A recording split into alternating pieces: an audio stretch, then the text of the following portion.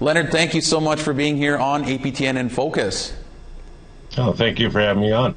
So I guess to start off, can you just tell us a little bit about your organization?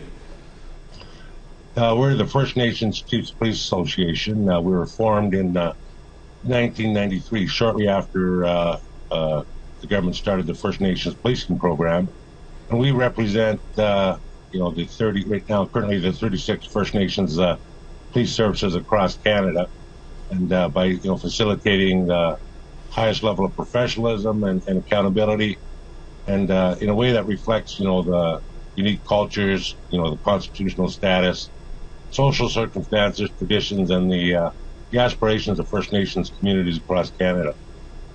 So what are some of the specific things that your organization does for these First Nations police services? Well, we provide a lot of education in terms of police leadership. We do a lot of liaison with the government agencies. We solicit through face-to-face contact and surveys and things like that, the opinions and the concerns of the First Nations police services, so we can speak as that one voice when we're talking to the different various government agencies and levels. And Lennard, what is the value of having self-administered, Indigenous policing? Like, how important is that? Well, I think it's very important because it supports the distinct approaches to First Nations policing that reflect Aboriginal culture and contributes to, the culture, integrity, and the safety of First Nations communities in Canada.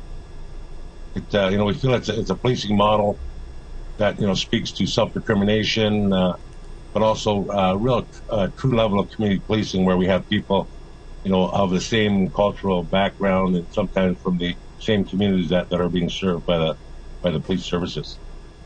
So when you look at high-profile, crimes like the James Smith First Nations, for example, pretty recently here, those stabbings, how do you see First Nations policing offering solutions in those types of situations?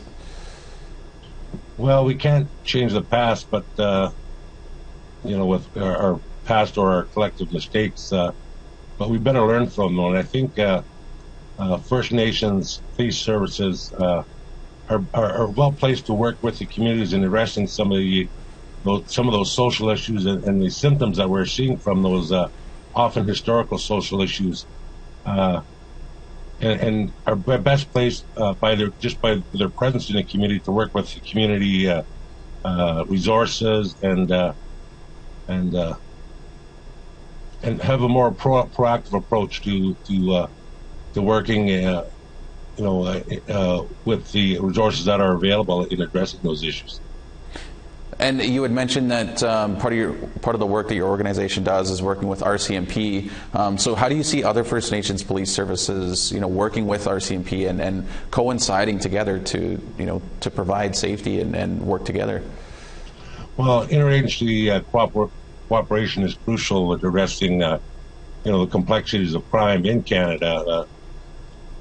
Crime is these days is very mobile. It's very technologically advanced. No one police service by themselves can address all the issues, because the issues of gangs and drugs and guns and human trafficking, those are national issues and even international issues that can't be addressed completely at the local level. So you have to work in cooperation with other agencies to address those things. And there's a historic mistrust between Indigenous peoples and RCMP and other police forces. So how does First Nations police services try to bridge that gap of sorts?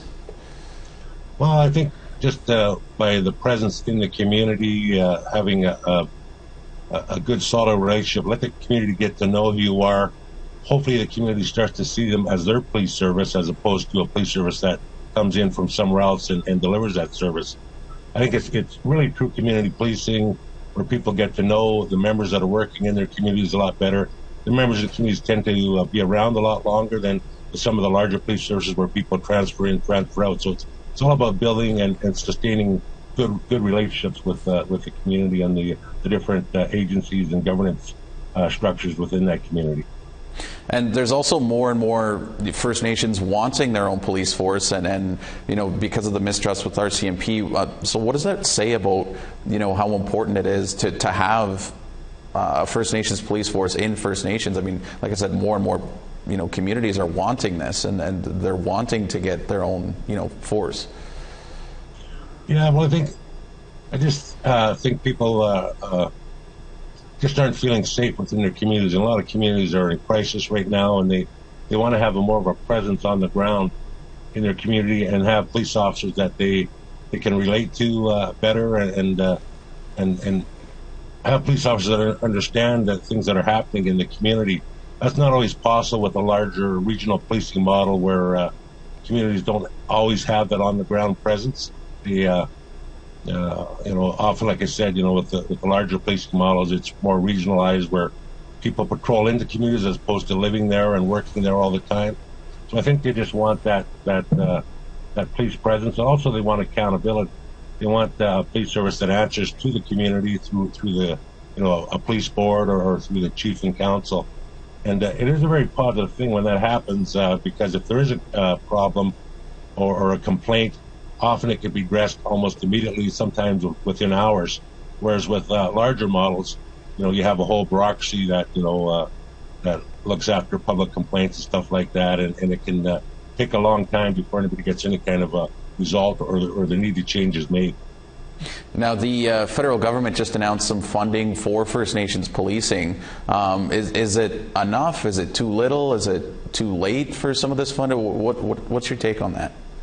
Well, a lot of the funding, I think, just brings First Nations police services up to the level that it should have been funded earlier on. It's been an ongoing issue with the First Nations police services that, first of all, the funding wasn't sufficient. They were working on short-term contribution agreements. It was very hard to do any kind of long-term or meaningful strategic planning when you're working from year to year, or 2 or 3 or even just a 5-year contribution agreement. It impacted things like recruiting and retention of employees, where you couldn't, as a chief of police, you couldn't definitively tell somebody that, yes, you're going to come and work for us and you're going to have a full career, whereas because we're always just waiting for the next agreement to be signed and negotiated.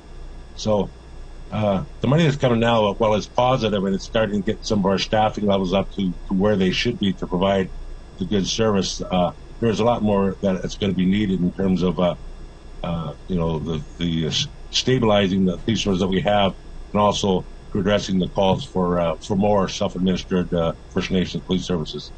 And right on that note there, that was right into my next question, is you said your organization represents just over 30 First Nations police services. So is there maybe talks of gaining more and getting more into your organization, especially with this recent funding?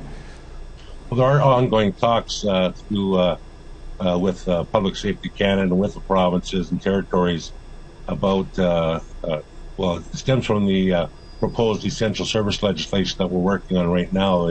The FNCP has been working closely with those entities in moving in a direction where First Nations police services are going to be enshrined in legislation as essential service, as an ongoing part of Canada's policing makeup.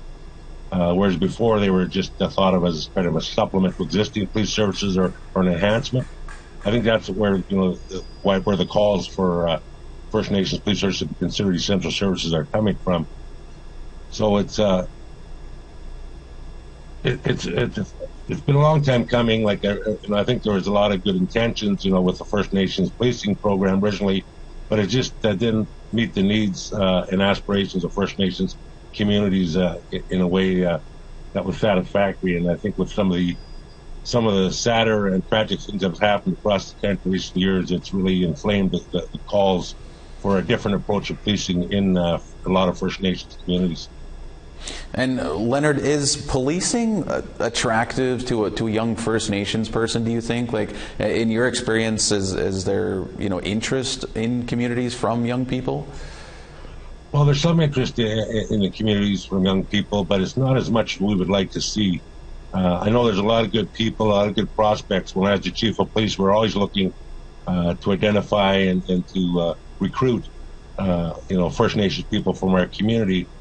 And but a lot of times they just say, "Well, thank you very much, for thinking about me, but I don't think it's for me." So I think we have to do a better job in changing the image of policing, particularly with our young people, and tell our stories better. I think a lot of times, people are exposed to all the negative things that happen in policing, the George Floyd type things.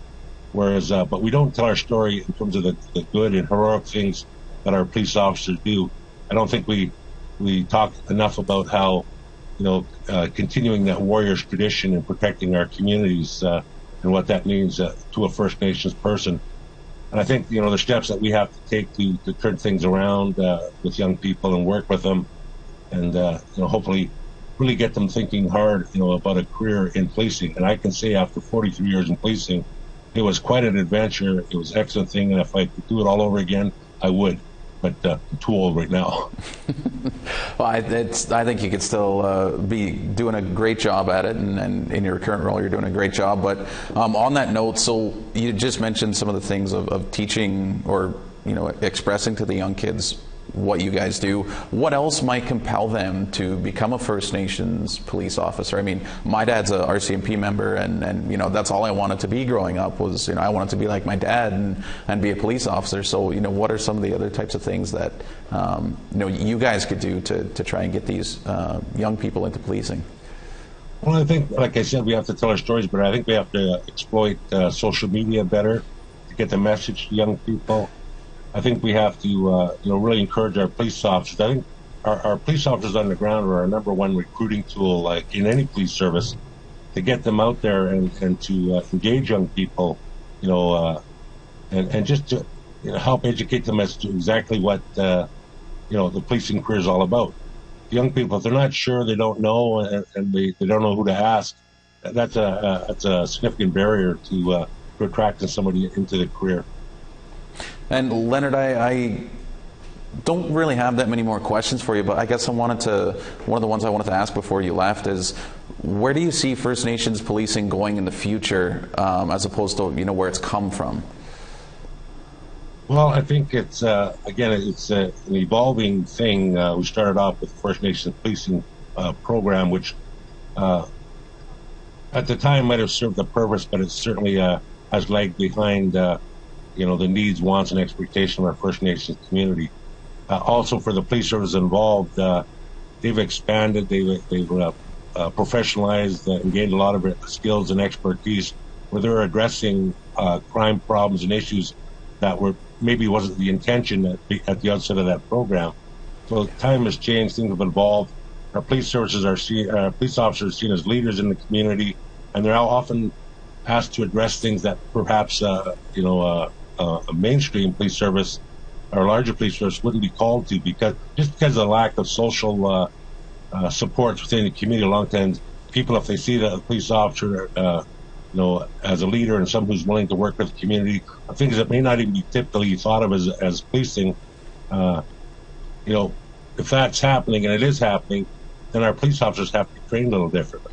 They have to have a different approach to the way they deliver that police service, and be open and willing to work with the different resources in the community to address those issues, the safety issues, the social issues, the historical issues, and all those things. A lot of things that we see on a day-to-day basis is the symptoms of bigger and often historic issues. The human trafficking, the drugs, the gangs, all those things are rooted in social problems, and we've gotten to a lot of communities, as we all know, have gotten to crisis situations right now that have to be addressed better.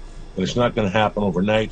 But we gotta be doing something. We know police can't do it without engaging and working with the communities. That is certainly well said, Lennard, and that is all the time we have right now for this, but we certainly appreciate all of your insights and your expertise on this topic, and we'll have to leave it there. But again, thank you, Miigwech, for all your time here on InFocus. Thank you very much. It's my pleasure.